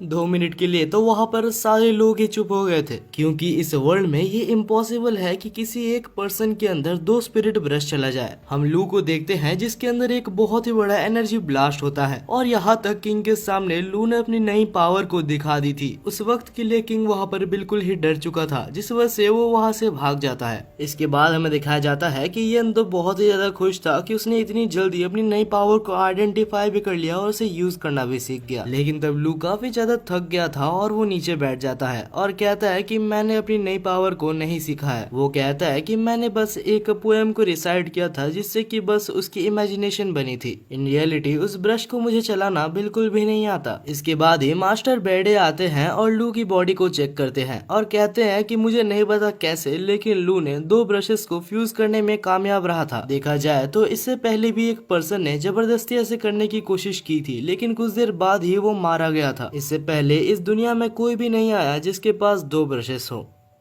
इसके बाद ही वहाँ पर एक लेटर भी आता है जो कि रॉन्ग के तरफ से था। उस लेटर को पढ़ने के बाद लू कहता है कि मेरे को समझ नहीं आता कि आखिर रॉन्ग मेरे साथ अच्छा व्यवहार कर रही है या सिर्फ मेरा फायदा उठा रही है। वेलियन कहता है कि तुम्हें एक और बार रॉन्ग को मौका देके देखना चाहिए। दूसरी तरफ हम लू, मिस्टर बैडे और येन को देखते हैं जो कि जाते हैं उनके विलेज में ताकि किसी भी तरीके से हो, लेकिन लू के अंदर से जो 2 ब्रशेस हैं उनमें से एक को एक्सट्रैक्ट किया जा सके, क्योंकि अगर ये ना किया जाए तो इसकी कोई गारंटी नहीं है कि लू कब तक जिंदा रहेगा। अब लू, येन और मिस्टर बेडे उस विलेज के चीफ के पास जाते हैं, क्योंकि अगर सबसे ज्यादा इन्फॉर्मेशन किसी को होगी तो वो विलेज का चीफ ही होगा। जब चीफ ये सुनता है कि लू ने खुद के अंदर 2 ब्रशेस को एब्जॉर्ब किया है, वो भी बिना किसी हार्म के, तो वो कहता है कि शायद तुम्हारी बॉडी थोड़ी डिफरेंट है और तुम चाहो तो बहुत ही अच्छे और आगे तक जा सकते हो। लेकिन तब लू कहता है कि मुझे इसकी जरूरत नहीं है और जल्दी से जल्दी प्लीज आप कुछ भी करके मेरे अंदर से ब्रश को निकाल दीजिए, क्योंकि मैं सिंगल नहीं मरना चाहता। अब लू की दुख भरी कहानी सुनने के बाद चीफ कुछ करने की कोशिश करता है। वो अपने आप को लू के साथ अटैच कर लेता है और कोशिश करता है कि वो लू के अंदर से एक ब्रश को निकाल ले, और ये चीज काफी ज्यादा हार्ड थी और ये करते करते चीफ काफी ज्यादा थक गया था। चीफ कुछ देर के लिए बैठा ही था कि अचानक से कहीं से हमला होता है और चीफ की जान चली जाती है। एक विलेज का चीफ अचानक से मर जाना कोई छोटी बात नहीं है, जिस वजह से पूरी विलेज में अफरा तफरी मच जाती है और हम देखते हैं कि वहाँ पर एक लड़की आती है जो ये सब वहाँ पर देख के सबको बता देती है। लू और मास्टर बेडे काफी ज्यादा मुसीबत में थे, क्योंकि सब समझेंगे कि उन दोनों ने ही चीफ को मारा है, जिस वजह से वो लोग एक सीक्रेट जगह पर भागते हैं। वो दोनों एक टेम्पल के पास आते हैं जिसके साइड में से एक रास्ता निकलता है एक लाइब्रेरी का। मास्टर बेडे कहते हैं कि इस लाइब्रेरी के बारे में किसी को भी शायद नहीं पता, तो यहाँ पर रहना भी के लिए सबसे हमारे लिए सेफेस्ट होगा। लेकिन ये लाइब्रेरी कोई नॉर्मल लाइब्रेरी नहीं है, यहाँ से निकलने के लिए हमें बहुत सारी मेहनत करनी होगी, और अब हम यहाँ पर आ चुके हैं तो हम वापस नहीं जा सकते, क्योंकि अगर हम गए तो हम मारे जाएंगे। अब जैसे ही वो लोग लाइब्रेरी में आगे बढ़ते हैं तो वहाँ पर एक बहुत ही अजीब सी हैंडराइटिंग में कुछ लिखी हुई थी, और हम देखते हैं कि साथ ही में वहाँ पर बीच में बहुत सारे ब्रशेस भी रखे हुए थे। अचानक ही उन ब्रशेस को लू और मिस्टर बैडी के प्रेजेंस महसूस हो जाते हैं, जिस वजह से वो लोग एक्टिवेट हो जाते हैं और अभी इनमें से कुछ ब्रशेस मॉन्स्टर के फॉर्म ले चुके थे। तब हमें बताया जाता है कि ये मॉन्स्टर्स ब्रश पपेटियर्स है जिनको सिर्फ साउंड सुनाई देता है, इनको दिखाई नहीं देता। तब लू इसी चीज का फायदा उठा के वहाँ पर मौजूद सारे ब्रश पपेटियर्स को मार डालता है। लू की फाइटिंग स्किल्स देख के मास्टर बैडी काफी ज्यादा इम्प्रेस हुआ था। इसके बाद ही वो लोग वहाँ पर मौजूद सारे सिंबल्स को देखने लगते हैं और हमारा जीनियस टकला यानी कि मास्टर बैडी ये निकाल लेता है कि कहाँ पर एग्जिट हो सकता है। वो लोग एग्जिट के पास जाते हैं लेकिन वहाँ पर कोई भी डोर नहीं था। लू को बहुत ही ज्यादा टेंशन हो रहा था कि उनको यहाँ से निकलना ही होगा, जिस वजह से वो गधा अपना दिमाग को यूज नहीं करता और अपने मैजिक पावर को समन करके उस गेट को ही तोड़ देता है। और उसके बाद मास्टर बैडी को कहता है कि जब मैं स्ट्रेस में रहता हूँ तो ऐसा ही होता है। बाकी दूसरी तरफ मास्टर बैडी काफी ज्यादा टेंशन में थे क्योंकि उन्हें नहीं पता कि आखिर चीफ कैसे मारे गए। और हमें यहाँ पर एक बहुत ही ज्यादा शॉकिंग चीज बताई जाती है। आखिरकार चीफ मास्टर बैडी के खुद के फादर थे। अब दोनों ही अलग अलग हो जाते हैं और हम देखते हैं कि लू फाइनली येन को खोज लेता है। रात हो चुकी थी लेकिन लू सो नहीं पा रहा था। उसे क्या पता कि अगर वो आज रात सो जाए तो कल सुबह वो उठे या ना उठे। तब वो अपने नए ब्रश को समन करता है और उससे पूछता है कि आखिर मैं तुमको अलग कैसे करूं। लेकिन ब्रश वापस उसको एक खाली पेज दे देता है, यानी कि लू की तरह लू का ब्रश भी बिल्कुल ही गधा है। यहाँ में एक और शॉकिंग चीज पता चलती है। लू का जो सेकंड ब्रश है यानी कि ये येलो वाला ब्रश, लू जब जब इसका इस्तेमाल करेगा तब तक लू की लाइफ धीरे धीरे खत्म होते जाएगी। तब लू सोचता है कि क्या उसे रॉन्ग की हेल्प लेनी चाहिए, लेकिन तभी वहाँ पर येन कहता है कि लड़कियां सिर्फ तुम्हें स्लो कर देगी, चिंता मत करो, मैं जू और मिस्टर बैडी तुम्हारे साथ ही हैं। तब लू कहता है कि मास्टर बैडी ने चीफ की डेथ के बारे में जू को बताने से मना किया है, क्योंकि अगर जू को पता लगा कि चीफ मर चुका है तो वो जरूर उस विलेज में वापस भागने की कोशिश करेगा। तो वो लोग एक बहाना बनाते हैं और सो ही जाते हैं। तब हमें दिखाया जाता है कुछ अननोन पर्सन्स बाहर से लू और येन को देख रहे थे और उनके साथ ही वहाँ पर किंग भी बैठा हुआ था। और तब वो कहता है कि चीफ के मरने के पीछे सिर्फ और सिर्फ लू का हाथ है। अगली सुबह हम देखते हैं कि हमारे बंदे एक टेम्पल पर जाते हैं। उस टेम्पल पे एक बहुत ही ओल्ड मॉन्क रहता था जिसका नाम जोंग था। वो कुछ काम करने जा ही रहे थे लेकिन मानो क्या हुआ होगा, उनके ऊपर फिर से किसी ने अटैक कर दिया था। तभी हमें वहाँ पर मौजूद अटैकर को दिखाया जाता है जिसका नाम शिव था। लू को तो अभी इन सब अटैक्स की आदत पड़ चुकी है। दूसरी तरफ हमें एक और अटैकर दिखाया जाता है जो कि काले कोट में था और इस बंदे ने अपने मैजिक को येन के ऊपर अप्लाई किया था, जिससे येन इसके खुद के ही एक डायमेंशन में आ गया था जहाँ पर कोई भी पर्सन एग्जिस्ट नहीं करता, सिर्फ ब्रशेस एग्जिस्ट करते हैं। तब वो बंदा कहता है कि ये मेरा डायमेंशन है और यहाँ से निकलने का बस एक ही तरीका है, कुछ भी करके मेरे मुंह से लू का नाम बुलवाओ और तुम यहाँ से आजाद हो जाओगे। येन यहाँ पर बिल्कुल ही बुरी तरीके से फंस चुका है। अब येन को अपनी राइमिंग स्किल्स तो दिखानी ही होगी। दूसरी तरफ हम लू को देखते हैं जो कि अपनी जान बचा के भाग रहा था, लेकिन तब अटैकर शिव उसके ऊपर हमला करती है और कहती है कि हमारे चीफ को मार के तुम ऐसे नहीं भाग सकते। तब लू खुद को प्रोटेक्ट करने के लिए अपनी पावर से एक स्वॉर्ड को समन करता है, लेकिन अनफॉर्चुनेटली वो स्वॉर्ड काफी ज्यादा वीक था। लू तो अपनी पावर्स को फिर से समन करने की कोशिश करता है लेकिन वो भी काम नहीं करता। लू अभी अटैकर शिव से काफी ज्यादा बुरा पिट रहा था, लेकिन तब अटैकर शिव सामने आती है और कहती है कि चिंता मत करो, तुम सिर्फ अकेले नहीं पिट रहे, तुम्हारे दोस्त तुमसे भी ज्यादा बुरा पिट रहे हैं। हमें दिखाया जाता है कि येन अभी भी उसी के वश में होता है, जहां दूसरी तरफ जू को किंग मिल के मार रहा था। अब प्रेजेंट में अटैकर शिव लू को मारने ही वाली थी, लेकिन तब लू स्माइल करता है और वहाँ पर धुआं धुआं करके वहाँ से बच जाता है। बाद में वो एक ड्रैगन समन करके लड़ने की कोशिश करता है लेकिन लड़ नहीं पाता। लू सोच रहा था कि आखिर इस लड़की के पास कैसा ब्रश है। दूसरी तरफ हमें येन को दिखाया जाता है जो कि अभी भी उसी जगह पर फंसा हुआ था, लेकिन तब वो दिमाग लगाता है और कहता है कि मेरे पास अपने कोई पोएम्स है ही नहीं जिससे मैं राइम करूं। तब सामने खड़ा अटैकर काफी ज्यादा गुस्सा हो जाता है और कहता है तुम्हें एक कला को इज्जत देनी नहीं आती, तुम एक ब्रश पेन के हकदार नहीं हो। और यही सेम चीज येन का प्लान भी था। येन का प्लान था कि वो धीरे धीरे उसको भड़का दे जिससे कि ये बैरियर कमजोर होने लगे, और होता भी ऐसा ही है क्योंकि कुछ देर बाद ही वो बैरियर इतना ज्यादा कमजोर हो जाता है कि येन उसको आराम से तोड़ देता है। येन बाहर आके जब लू की तरफ देखता है तो लू की हालत बहुत ही ज्यादा बुरी थी। मतलब वो लड़ तो नहीं पा रहा था लेकिन मरा भी नहीं था। और तभी उन दोनों की फाइट बीच में इंटरप्ट होती है क्योंकि वहाँ पर एक बहुत ही बड़ा तूफान आता है और हमें दिखाया जाता है कि कहीं से वहाँ पर एक बहुत ही बड़ा ह्यूज क्रिएचर अपीयर हो जाता है जो कि श्योरली काफी ज्यादा पावरफुल था, लेकिन क्योंकि वो इतना ज्यादा बड़ा था तो उसे हिलने में बहुत ज्यादा दिक्कत आ रही थी। देख के ऐसा लग रहा था कि वो मॉन्स्टर अटैकर शिव के ऊपर हमला करना चाहता है, लेकिन लू के अंदर का जो प्यूपल ब्रश यानी कि वो येलो ब्रश था वो खुद ब खुद मूव करता है और अटैकर शिव को उस मॉन्स्टर से बचा लेता है। हालांकि शिव को लग रहा था कि लू उसके साथ कुछ करने की कोशिश कर रहा है और इसके बाद ही शिव वहाँ पर बहुत ज्यादा इमोशनल होकर रोने लगती है, लेकिन लू को समझ नहीं आता कि आखिर ये सब क्या हो रहा है। लेकिन तब लू को इतना समझ आ ही जाता है कि यह नया ब्रश शिव को बचाना चाहता है। तब लू के दोस्त अपनी जान को खतरे में डाल के उस मॉन्स्टर का ध्यान को डाइवर्ट करते हैं और अटैकर्स वहां से भाग जाते हैं ये सोच के कि बाद में वो लू से बदला लेंगे। हालांकि ये चौंका देने वाली बात थी कि मॉन्स्टर के पास लॉन्ग रेंज डिस्टेंस अटैक्स भी हैं। हालांकि लू के बनाए हुए मैजिक बैरियर से वो अभी तक बचा हुआ है। येन कहता है कि मेरे को भी सिखा दो कि आखिर एक ब्रश की मदद से बैरियर कैसे बनाते हैं, लेकिन अनफॉर्चुनेटली लू को कोई आइडिया ही नहीं था क्योंकि उसकी प्यूपल ब्रश यानी कि वो येलो वाली ब्रश ये सब खुद ही कर रही थी। मॉन्स्टर से बचने के लिए वो लोग भाग रहे थे, लेकिन भागते भागते वो लोग फिर से मॉन्स्टर के पास आ जाते हैं।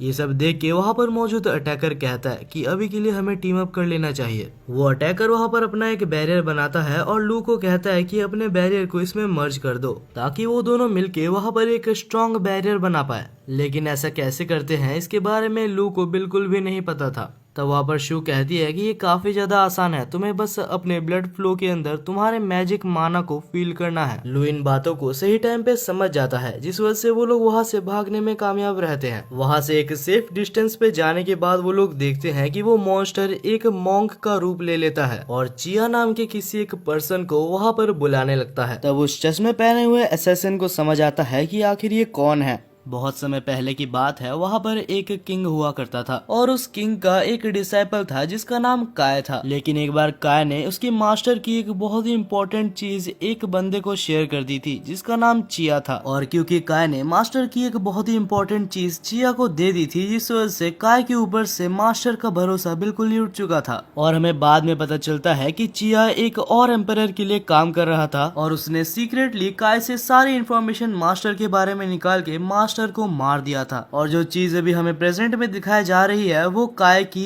एक एनर्जी है। वो बहुत ही ज्यादा गुस्से में है और चिया को खोज रहा है। दूसरी तरफ हम लू, येन और बाकी असैसिन्स को देखते हैं और लू की येलो वाली ब्रश नहीं पता कैसे लेकिन एक जगह पर पॉइंट कर रही थी, तो उन्हें लगता है कि अगर वो उस चीज को डिस्ट्रॉय कर दे तो काय की आत्मा को शांति मिलेगी। लेकिन तब असैसिन्स कहते हैं कि बाहर जाना खतरे से खाली नहीं है और अगर हम बाहर जाए भी तो हमारे पास बहुत ही ज्यादा कम टाइम होगा उस चीज से बचने के लिए। तब येन कहता है कि अगर तुम लोग बिल्कुल भी डैमेज होते हो तो मैं तुम लोग को हील कर सकता हूँ, लेकिन हाँ मेरे पास जितनी एनर्जी है मैं तुम लोग को सिर्फ 9 बार ही हील कर पाऊंगा। तब हम देखते हैं लू, येन और शी इस खतरे को उठा के बैरियर से बाहर निकलते हैं, लेकिन निकलते साथ ही उसके ऊपर बहुत सारे अटैक्स हो जाते हैं और दोनों को हील करते करते उनके पास बस 6 ही चांसेस रह जाते हैं। इसके बाद ही फिर से लू के ऊपर हमला होता है, लेकिन शी उसको बचा लेती है, लेकिन शी फिर से डैमेज हो जाती है जिसकी वजह से येन को उनको फिर से हील करना पड़ता है और उनके पास अभी सिर्फ 3 ही चांसेस बचे हैं। और ऐसे करते करते ही अभी येन के पास सिर्फ लास्ट चांस ही बचा होता है। लेकिन तब शी बहादुरी दिखाते हुए कहती है कि मुझे और हीलिंग की जरूरत नहीं है। अब धीरे धीरे वो लोग अपनी डेस्टिनेशन के पास पहुंच चुके थे, जहां येन अपना फाइनल हीलिंग फिर से शी के ऊपर इस्तेमाल करता है और शी पूरी तरीके से रिकवर हो जाती है और उसके बाद ही अपनी पूरी पावर को रिलीज करते हुए उस मॉन्स्टर के ऊपर अटैक करती है और फाइनली जिस चीज को उन लोग को डिस्ट्रॉय करना था वो लोग उस चीज को डिस्ट्रॉय कर देते हैं। वो लोग बहुत ही दूर जाके गिरते हैं, लेकिन तभी अलग सीन में हमें दिखाया जाता है कि वो मॉन्स्टर अभी तक मरा नहीं था। वो बहुत सारे फॉर्म्स बनाकर उनकी एनर्जी को पानी के अंदर भेज रहा था। तब हम देखते हैं कि वो घोस्ट एक ब्रश का रूप ले लेता है, लेकिन सब लोग तब चौंक जाते हैं जब वो लोग देखते हैं कि लू का ब्लू ब्रश जाके उस ब्रश से बात करने लगता है और इवेंचुअली हमें पता चलता है कि ये ब्रश भी 7 ड्यूक्स में से एक ब्रश है। दूसरी तरफ हम उस घोस्ट को देखते हैं जो कि रो रहा था और उसके बाद फाइनली वो कहता है कि अभी मैं अच्छे से जा सकता हूँ और उसके बाद ही वो वहाँ से गायब हो जाता है। अब इसके बाद ही हम उस असैसिन को देखते हैं जो कि उस क्लाउड ब्रश को लेना चाहता था, लेकिन उस असैसिन के उस ब्रश को लेने से पहले ही वहाँ पर रॉन्ग के ग्रैंडफादर आ जाते हैं और वो असैसिन पूरी तरीके से जम जाता है क्योंकि वहाँ पर रॉन्ग भी आ चुकी थी। रॉन्ग वहाँ पर आने के बाद कहती है कि कोई भी ब्रश को नहीं ले सकता क्योंकि 7 ड्यूक ब्रशेस बिल्कुल ही भाई बहनों की तरह होते हैं जो कि एक दूसरे के साथ रहते हैं। और क्लाउड ब्रश की यहाँ पर रुकने की बस एक ही वजह है क्योंकि लू के पास येलो और ब्लू ब्रश मौजूद है। और ये सब सुनने के बाद लू को बहुत ज्यादा गुस्सा आ रहा था क्योंकि एक बार फिर से रॉन्ग और रॉन्ग के ग्रैंडफादर ने लू का बस इस्तेमाल किया। वो लोग बस लू के हेल्प से क्लाउड ब्रश को खोजना चाहते थे। लू इतना ज्यादा गुस्सा हो चुका था कि वो यहाँ पर रॉन्ग के ग्रैंडफादर के ऊपर अटैक भी करता है, लेकिन लू के ग्रैंडफादर ने उस अटैक को वापस लू के ऊपर ही भेज दिया था। तब हम देखते हैं रॉन्ग लू को संभालने आती है और तब हम ग्रैंडफादर को देखते हैं जो कि कहता है कि चिंता मत करो, इससे तुम्हारी भलाई ही होगी। तब हम देखते हैं लू को जो कि रॉन्ग के हाथों को अपने ऊपर से हटाता है और कहता है कि तुम मेरे को मत छूना, तुमने जो मेरे साथ किया है उसके बाद मैं तुम्हारे ऊपर भरोसा नहीं कर सकता। ये सुनने के बाद रॉन्ग और रॉन्ग के ग्रैंडफादर वहाँ से चले जाते हैं। तब हम देखते हैं कि वहाँ पर किंग भी आ जाता है जो कि बाकी दोनों असैसिन्स को वहाँ से ले जाता है क्योंकि उनका ब्रश होल्डर वैसे भी टूट चुका है। तो वो लोग लू, येन और बाकी सबको अपने कब्जे में करके वहां से चले जाते हैं। बाद में हमें किंग और बाकी असैसिन्स को बैठा हुआ दिखाया जाता है जहां पर असैसिन शी कहती है कि हम पहले लू और येन की जांच करना चाहते हैं ताकि हमें पता चले कि आखिर हमारे चीफ कैसे मारे गए। वहां पर तो किंग हाँ बोल देता है, लेकिन बाद में किंग बहुत ज्यादा टेंशन में होता है क्योंकि आखिरकार किंग ने ही तो उनके चीफ को दूर से मारा था ताकि लू और येन और साथ ही में मास्टर बैड के ऊपर वो इल्जाम लग जाए और उनको पकड़ना आसान हो जाए। तब किंग डिसाइड करता है कि सबसे पहले जाके वो लू और येन को मार डाले जिससे कि कोई भी सीक्रेट बाहर ही ना आए। लेकिन जैसे ही वो लोग वहां पर पहुंचते हैं तो किंग ये देख के शॉक हो जाता है कि शी वहां पर पहले से थी और उसने लू को जान से मार दिया था। और इसके बाद वो कहती है कि मैं बस अपने चीफ के मारे जाने का इनसे बदला ले रही थी क्योंकि इनके पास से मेरे को ये चीज मिली। उस चीज को देखने के बाद किंग कहता है कि हाँ यही तो चीफ है। लेकिन तब शी पूछती है कि आखिर तुम्हें कैसे पता कि ये चीफ है क्योंकि इससे पहले तुमने चीफ को कभी भी नहीं देखा। लेकिन तब वो एक झूठ बोलता है और कहता है कि आईडी में पहले से चीफ का नाम लिखा हुआ था, लेकिन असल में वहाँ पर चीफ का नाम था ही नहीं, वो असल में येन का आईडी पास था। अनफॉर्चुनेटली एक के बाद एक किंग का झूठ पकड़ा जा रहा था और इसके बाद ही ये रिवील होता है कि लू और येन मारे नहीं गए थे, वो लोग बस शी का साथ दे रहे थे ताकि वो लोग मिलके किंग का झूठ को सामने ला सके। तभी वहाँ पर एक बूढ़ा आदमी आता है जिसका नाम फे था और वो कहता है कि तुम्हें बहुत कुछ एक्सप्लेन करना बाकी है। किंग तब वहाँ पर उनके ऊपर अटैक करने की कोशिश करता है, लेकिन तब फे नाम का वो बंदा किंग को नॉकआउट कर देता है और इसके बाद ही किंग को वहाँ पर टांग दिया जाता है। और तब फे अपनी एक एबिलिटी का यूज करता है जिससे कि वो किंग के ब्रश को टेम्पररी वहाँ से बाहर निकलता है और इस तरीके से वो किंग से सब कुछ सच सच उगलवा सकता है क्योंकि किंग कुछ भी बोलने से मना कर रहा था, जिस वजह से फे को ये टेक्निक का यूज करना पड़ा। वो पूछता है कि आखिर तुम असल में कौन हो और किसके लिए काम करते हो। तब वो कहता है कि तुम्हें कभी भी मेरे मास्टर के बारे में पता नहीं लगेगा क्योंकि वो एक इतना ज्यादा पावरफुल आदमी है कि तुम सोच भी नहीं सकते। और क्योंकि वो बोलने से मना कर रहा था तो उसके मुंह से खून निकल आता है।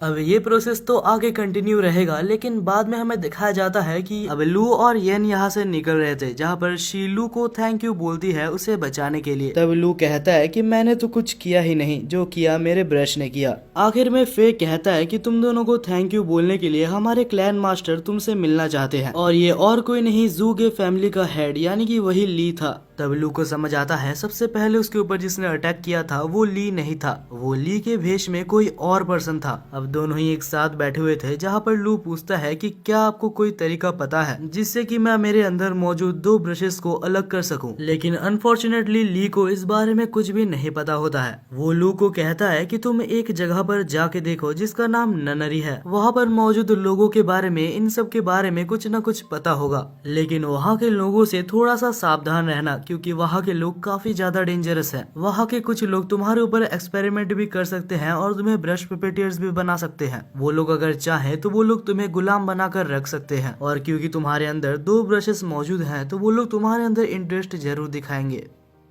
वो लोग इतने ज्यादा खतरनाक हैं कि ज़ूगे फैमिली और वाई फैमिली मिलके भी वो लोग को नहीं हरा सकते। अब हमें कुछ दिनों बाद का सीन दिखाया जाता है जहाँ ज़ूगे फैमिली ली और येन को वहाँ पर रखे हुए थे एज अ गेस्ट। वहाँ पर वो लोग उनकी बहुत ज्यादा ट्रीटमेंट ले रहे थे। कुछ दिनों के लिए लू और येन काफी ज्यादा मजे करते हैं लेकिन फिर वो लोग नोटिस करते हैं कि आखिर जू के फैमिली उनके ऊपर इतना ज्यादा ध्यान क्यों दे रहे हैं। तभी लू को मास्टर बैडे का एक मैसेज आता है जहां वो कह रहा था कि उसके पास ननरी की कुछ इन्फॉर्मेशन है और उसे एक गुड न्यूज भी मिली है 2 ब्रशेस को स्प्लिट करने के लिए। लेकिन सबसे इम्पोर्टेंट वो ये कहता है कि जू के फैमिली एक बहुत ही बेकार फैमिली है, तुम्हें जल्दी से जल्दी वहाँ से निकलना होगा। और तभी वहाँ पर शिव भी आ जाती है जो कहती है कि मैं तुम्हारी हेल्प करूंगी यहाँ से निकलने में, लेकिन बदले में तुम्हें भी मेरी हेल्प करनी होगी। चीफ के मरने के पीछे जिन जिन का हाथ है उन्हें मारने के लिए। कुछ देर बाद हमें दिखाया जाता है कि उसी रात वो लोग वहाँ से निकलने में कामयाब भी रहते हैं, लेकिन निकलने से पहले ही उनको वहाँ पर एक पर्सन दिखता है। लू, येन और शी तब हैरान थे जब वो पर्सन उन्हें रोकता नहीं है, लेकिन अभी वो लोग एक लूप में फंस चुके थे। वो लोग जितनी बार भी गेट से निकल रहे थे वापस वो लोग मेंशन के अंदर आ जा रहे थे और ये सब काम पक्का इसी बंदे का है। येन कहता है कि यहाँ से निकलने के लिए हमें इसे हराना ही होगा, लेकिन जैसे ही वो उसके ऊपर हमला करने जाता है वो वापस वहीं पर टेलीपोर्ट हो जाता है। वेल तब लू एक चीज नोटिस करता है और कहता है कि हम तीनों को अलग अलग डायरेक्शन में जाना चाहिए और तब वो तीनों ही अलग अलग रास्ते में चले जाते हैं। लेकिन वो बंदा अभी भी चाहता तो तीनों की जगह को रिप्लेस कर सकता था, लेकिन क्योंकि उस बंदे ने येन की लोकेशन को ट्रैक नहीं किया तो उसे नहीं पता कि आखिर येन कहाँ पर है, जिस वजह से वो लोग वहाँ से निकलने में कामयाब रहते हैं। अब वो सब मिलके ननरी में जा रहे थे। तभी लू को एक कॉल आता है जो कि हॉस्पिटल की तरफ से था। कॉल में वो कहता है कि मास्टर बैडे बहुत ही बुरी तरीके से इंजर्ड है। तभी लू डिसाइड करता है कि वो बाद में मास्टर बैडे को देखने के लिए जाएगा। अब सब लोग ननरी के अंदर पहुंच चुके थे जहां पर येन और शी जा रहे थे और जाते वक्त वहां पर येन और शी को एक मारा हुआ आदमी दिखता है। दूसरी साइड में हम लू को हॉस्पिटल में देखते हैं जो कि मास्टर बैडे को देखने आया था। लू के आते साथ मास्टर बैडे कॉन्शियसनेस में आते हैं और लू को कहते हैं कि चीफ जो कि मारे गए वो मेरे खुद के फादर थे और उनके मारे जाने के पीछे मैंने जब इन्वेस्टिगेशन चालू की तो मुझे पता चला। लू तुम्हें पहले से तो ये पता ही है कि वाई फैमिली और जू के फैमिली दुश्मन है, लेकिन इन्वेस्टिगेशन के टाइम में मुझे पता चला कि वाई फैमिली और जू के फैमिली के बीच में एक ट्रेटर मौजूद है, यानी कि वो वाई फैमिली की हर इंफॉर्मेशन जाके जू के फैमिली को बताता है। मास्टर बैडी कहता है कि मैं उनके पीछे पीछे ही था और मैंने उनको बात करते हुए सुना कि वाई फैमिली और जू के फैमिली के सबसे ज्यादा इम्पोर्टेंट और सबसे ज्यादा पावरफुल ब्रशेस को वो लोग चुराने की कोशिश कर रहे थे। फर्दर जब मैंने उनका पीछा किया तो मैंने देखा कि वो दोनों ननरी के पास जा रहे थे और वहाँ पर मैं पकड़ा गया और उन दोनों ने मुझे बहुत ज्यादा मारा। और तभी लू को ध्यान में आता है कि येन और शी अभी ननरी के अंदर ही हैं। दूसरी तरफ येन और शी उस मरे हुए आदमी को देख रहे थे। शी काफी ज्यादा टेंशन में थी क्योंकि उसे लग रहा था कि मास्टर ने उससे कुछ छुपाया है। सब कुछ जानने के लिए येन और शी ननरी के अंदर भागते हैं। दूसरी तरफ लू येन को कॉल करता है लेकिन येन उठाता नहीं है, तो लू वहाँ से निकलता है जल्दी से जल्दी उनके पास जाने के लिए। दूसरी तरफ लू और शी वहाँ पर पहुंच चुके थे और वो लोग देखते हैं कि वही चश्मा वाला एसेसियन और साथ ही में मास्टर फे वहीं पर होते हैं और वो लोग मौजूद वहाँ पर ननरी के मास्टर से लड़ रहे होते हैं और उस ननरी के मास्टर के साथ उसका ट्रेटर भी था। शी बीच में कूद के उसका हेल्प करना चाहती थी, लेकिन तब येन उसको रोकता है और कहता है कि पहले सिचुएशन को अच्छे से समझ जाते हैं। और तभी वहाँ पर एक पावरफुल ब्रश पपेट आ जाता है और ननरी के ब्रश पपेट इतना ज्यादा पावरफुल होते हैं अगर वो चाहता तो उस चश्मे वाले एसेसियन को उधर ही मार सकता था। लेकिन तब मास्टर अपने ब्रश को समन करके अपने पावर्स को एक्टिवेट करता है और उसकी पावर को देख के येन भी चौंक गया था क्योंकि उसकी पावर काफी ज्यादा इंसेन थी और 1 सेकंड के अंदर ही उस ब्रश पपेट को वहाँ से हटा देता है। तब वो देखता है कि इन सारे ब्रश पपेट को वहाँ पर मौजूद ननरी का मास्टर कंट्रोल कर रहा था। तब फे उसके ऊपर हमला करने जाता है, लेकिन उसके हमला करने से पहले ही वहाँ पर बीच में फिर से एक और ब्रश पपेट आ जाता है। तब ननरी का मास्टर वहाँ पर मौजूद सारे ब्रश पपेटियर्स की पावर्स को भी बढ़ा देता है, लेकिन फे अभी भी अपनी पावर्स की मदद से उन पपेट्स को काफी आसानी से हरा देता है। लेकिन तब खुद ननरी का मास्टर मैदान में उतर जाता है और हम देखते हैं कि वो फे को यहाँ पर ब्रश पपेटियर ही बनाने वाला था, लेकिन तब शी और येन बीच में कूद जाते हैं और फे को बचा लेते हैं। हालांकि लड़ते वक्त येन को एक मॉन्स्टर हमला कर देता है और वो दूर जाके गिरता है। वो कहता है कि मैं तो बस फे को रिकवर करने वाला था, मैं बेकार ही में बैठ जाता हूँ। वेल येन और शी को समझ आ जाता है कि उनकी पावर यहाँ पर यूजलेस है। लेकिन तभी हमारे वहाँ पर हीरो की एंट्री होती है। लू वहाँ पर आते साथ ही अपने पावर्स के मदद से बहुत सारे सोल्जर्स को समन करता है। लू येन को उठाता है और एक स्ट्रॉन्ग हैंडशेक देता है, यानी कि मानो वो ये कह रहा था कि चिंता मत कर दोस्त, मैं आ चुका हूँ। हैंडशेक के साथ ही लू येन के हाथों में कुछ देता है। अब जैसे ही वो लोग मिलकर हमला करने वाले थे तभी ननरी का मास्टर अटैक करता है और शी, येन और साथ ही में मास्टर तक को बेहोश कर देता है। उसने एक ऐसा हमला किया था जो कि धीरे धीरे उनके पास से एनर्जी लेके उनको मार देगा। तब वो कहता है कि मुझे पता है तुम यहाँ पर इसलिए आए हो ताकि तुम अपने ब्रश को सेपरेट कर सको। लू के पास और कोई भी ऑप्शन नहीं था सिवाय उसके बात मानने के। तब ननरी का मास्टर कहता है कि मेरी बात ध्यान से सुनो, यहाँ से थोड़े आगे जाते ही तुम्हें एक छोटा सा मेंशन दिखेगा, उसके अंदर जाना सबके लिए पॉसिबल नहीं है। वहाँ पर 4 ड्रैगन्स रहते हैं और साथ ही वहाँ पर एक मास्टर कैलीग्राफर रहता है जिसको कि बहुत ही मुश्किल से उस जगह पर सील किया गया है। तुम्हें अपने येलो ब्रश का यूज करके उस मेंशन के अंदर जाने का मौका मिलेगा और वहाँ पर जाने के बाद तुम अपने पेन्स को सेपरेट कर सकते हो। तब लू भी मान जाता है और अपनी ब्रश की मदद से उस जगह के अंदर चले जाता है। वैसे वो जगह अंदर से बिल्कुल ही अलग और बहुत ही ज्यादा सुंदर थी। बाहर हम ननरी के मास्टर को देखते हैं जो कि कहता है कि इसके अंदर जो भी गया है वो मरा हुआ ही वापस आया है। लू जब वहाँ पर सेक्रीफाइस हो जाएगा तो यहाँ जाने का रास्ता खुल जाएगा और साथ ही साथ हमें लू के ब्रशेस भी मिल जाएंगे।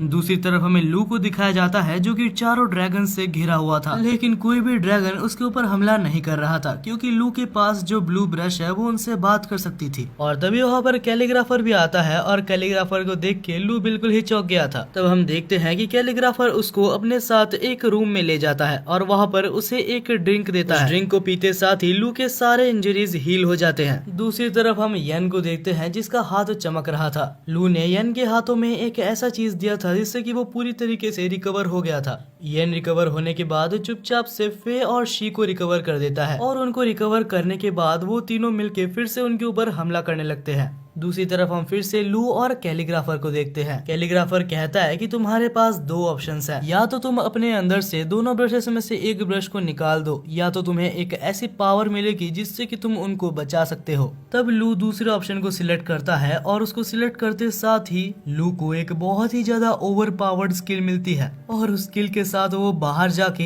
1 सेकंड के अंदर वहाँ पर मौजूद सारे एनिमीज को हरा देता है। और उसके बाद वो ननरी के मास्टर को पकड़ के पूछता है कि आखिर तुम्हारा मास्टर कौन है। तब वो कहता है कि हमारे मास्टर का नाम हैन जॉन है। और जैसे ही वो उसके मास्टर का नाम लेता है तो उसके मास्टर के द्वारा वो मारा जाता है। तब लू को याद आता है कि उसके टीचर ने भी बहुत पहले ये नाम को बोला था। तभी वहाँ पर सनराइज होता है और लू सोचता है कि आखिर उसे आगे क्या करना है। और इसी के साथ फाइनली हमारे इस एनिमे का सीजन 1 खत्म होता है। ये एनिमे काफी ज्यादा अच्छा था और अगर मुझे इस एनिमे को रेट करना होगा तो मैं इसे 8/10 की रेटिंग दूंगा। और यार कमेंट सेक्शन में ये तो जरूर से बता के जाना कि आप कितना रेटिंग इसको देना चाहते हैं। वैसे तो ये एनिमे बहुत ज्यादा अच्छा भी नहीं था, लेकिन यार अगर आपको इस वीडियो को देखने में मजा आया तो यार दोस्त समझ के एक सब्सक्राइब तो आप कर ही सकते हैं। अगर आप सब्सक्राइब कर लेते हैं तो आपको इसका पार्ट 2 बहुत ही जल्दी मिल जाएगा और मुझे भी मोटिवेशन मिलेगी पार्ट 2 बनाने के लिए। जैसे ही इस एनिमे का सीजन 2 आएगा तो मैं आपको वादा करता हूँ कि मैं आपको इसका पार्ट 2 जरूर से लेके आऊंगा। बाकी यार वीडियो को हाइप कर देना, देखते हैं आप मेरी 1 महीने की मेहनत को कितना ज्यादा रेस्पेक्ट करते हो। वेल मैं माफी भी मांगना चाहूंगा क्योंकि मुझे 1 महीना लग गया, लेकिन अगर इस वीडियो पे अच्छा रिस्पॉन्स आता है तो मैं वादा करता हूँ कि इसके बाद इतना ज्यादा लेट नहीं होगा। वेल तब तक के लिए मिलते हैं एक नए वीडियो में।